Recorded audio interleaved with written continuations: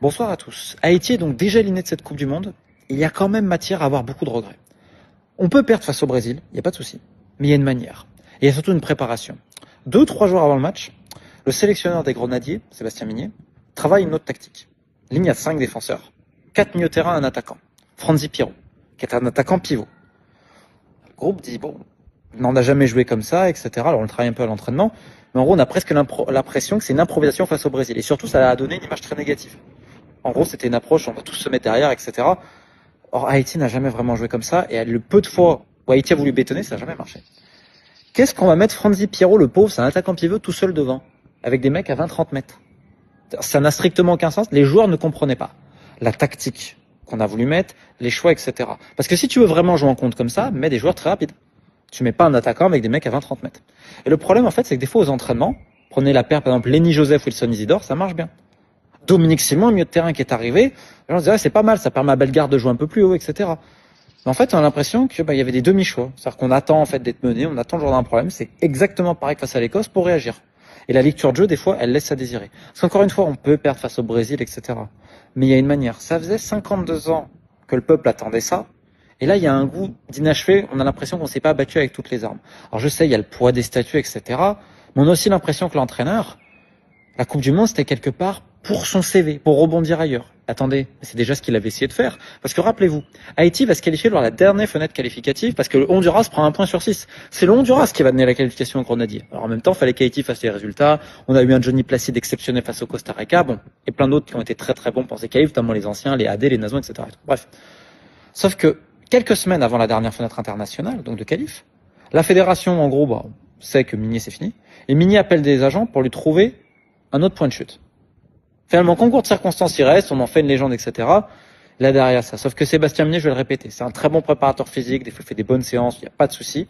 Il est aussi dans certaines combines en Afrique, avec un ego débordant. Excusez-moi, là, quand on voit la lecture du jeu face à l'Écosse, où les mecs étaient carbonisés sur la dernière demi-heure, on n'est pas capable de changer un petit peu le jeu, et les choix qui ont été faits face au Brésil, encore une fois, il y a une manière de perdre. Mais tu demandes à n'importe quelle personne à l'intérieur du groupe, personne n'a compris, et dans le même temps, l'approche négative qu'il a donnée, personne n'a compris non plus. Donc le plus triste, c'est ça, c'est que pour les Grenadiers n'ont pas encore marqué, ils sont déjà éliminés, mais on a l'impression qu'en fait, ils n'ont jamais pu réellement jouer avec leurs meilleures armes pour cette Coupe du Monde. Capitaine, on se donne rendez-vous pour la Gold Cup quand même? Pour la Gold Cup Yes. Non, moi je serai pas à la Gold Cup. Vous avez arrêté ce soir? Non, il reste encore un match. Donc, on verra, mais après ça sera terminé. Ok, on pense qu'on peut sauver l'honneur devant le Maroc? Et il faut, c'est l'objectif. Voilà, donner au moins voilà, de la satisfaction au pays, c'est important. Merci, capitaine. Merci.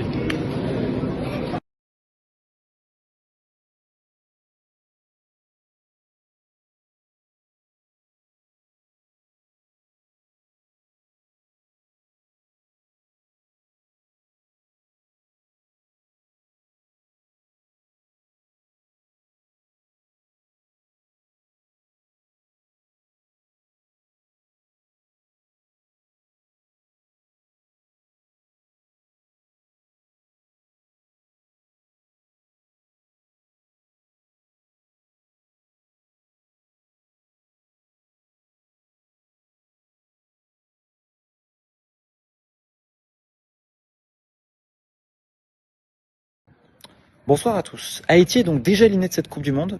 Il y a quand même matière à avoir beaucoup de regrets. On peut perdre face au Brésil, il n'y a pas de souci. Mais il y a une manière. Et il y a surtout une préparation. 2 ou 3 jours avant le match, le sélectionneur des Grenadiers, Sébastien Migné, travaille une autre tactique. Ligne à 5 défenseurs. 4 milieux de terrain, un attaquant. Franzi Pierrot, qui est un attaquant pivot. Le groupe dit, bon, on n'a jamais joué comme ça, etc. Alors on le travaille un peu à l'entraînement. Mais en gros, on a presque l'impression que c'est une improvisation face au Brésil. Et surtout, ça a donné une image très négative. En gros, c'était une approche, on va tous se mettre derrière, etc. Or, Haïti n'a jamais vraiment joué comme ça, et le peu de fois où Haïti a voulu bétonner, ça n'a jamais marché. Qu'est-ce qu'on va mettre Franzi Pierrot, le pauvre, c'est un attaquant pivot tout seul devant, avec des mecs à 20-30 mètres. Ça n'a strictement aucun sens, les joueurs ne comprenaient pas la tactique qu'on a voulu mettre, les choix, etc. Parce que si tu veux vraiment jouer en compte comme ça, mets des joueurs très rapides. Tu mets pas un attaquant avec des mecs à 20-30 mètres. Et le problème, en fait, c'est que des fois, aux entraînements, prenez la paire, par exemple, Lenny Joseph, Wilson Isidore, ça marche bien. Dominique Simon, milieu de terrain qui est arrivé, les gens se disaient, c'est pas mal, ça permet à Bellegarde de jouer un peu plus haut, etc. Mais en fait, on a l'impression que il y avait des demi-choix. C'est-à-dire qu'on attend en fait d'être mené, on attend le jour d'un problème. C'est exactement pareil que face à l'Écosse pour réagir. Et la lecture de jeu, des fois, elle laisse à désirer. Parce qu'encore une fois, on peut perdre face au Brésil, etc. Mais il y a une manière. Ça faisait 52 ans que le peuple attendait ça. Et là, il y a un goût d'inachevé. On a l'impression qu'on s'est pas battu avec toutes les armes. Alors je sais, il y a le poids des statuts, etc. Mais on a aussi l'impression que l'entraîneur, la Coupe du Monde, c'était quelque part pour son CV, pour rebondir ailleurs. Attendez, c'est déjà ce qu'il avait essayé de faire. Parce que rappelez-vous, Haïti va se qualifier lors de la dernière fenêtre qualificative parce que le Honduras prend 1 point sur 6. C'est le Honduras qui va donner la qualification aux Grenadiers. Alors en même temps, il fallait qu'Haïti fasse les résultats. On a eu un Johnny Placide exceptionnel face au Costa Rica. Bon, et plein d'autres qui ont été très très bons pour ces qualifs, notamment les anciens, les AD, les Nazons, etc. Bref. Sauf que quelques semaines avant la dernière fenêtre internationale, donc de qualif, la fédération, en gros, sait que Migné c'est fini. Et Migné appelle des agents pour lui trouver un autre point de chute. Finalement, concours de circonstances, il reste, on en fait une légende, etc. Là, derrière ça. Sauf que Sébastien Migné, je vais le répéter, c'est un très bon préparateur physique, des fois il fait des bonnes séances, il n'y a pas de souci. Il est aussi dans certaines combines en Afrique, avec un ego débordant. Excusez-moi, là, quand on voit la lecture du jeu face à l'Écosse, où les mecs étaient carbonisés sur la dernière demi-heure, on n'est pas capable de changer un petit peu le jeu, et les choix qui ont été faits face au Brésil, encore une fois, il y a une manière de perdre. Mais tu demandes à n'importe quelle personne à l'intérieur du groupe, personne n'a compris. Et dans le même temps, l'approche négative qu'il a donnée, personne n'a compris non plus. Donc le plus triste, c'est ça. C'est que pour les Grenadiers n'ont pas encore marqué, ils sont déjà éliminés, mais on a l'impression qu'en fait, ils n'ont jamais pu réellement jouer avec leurs meilleures armes pour cette Coupe du Monde.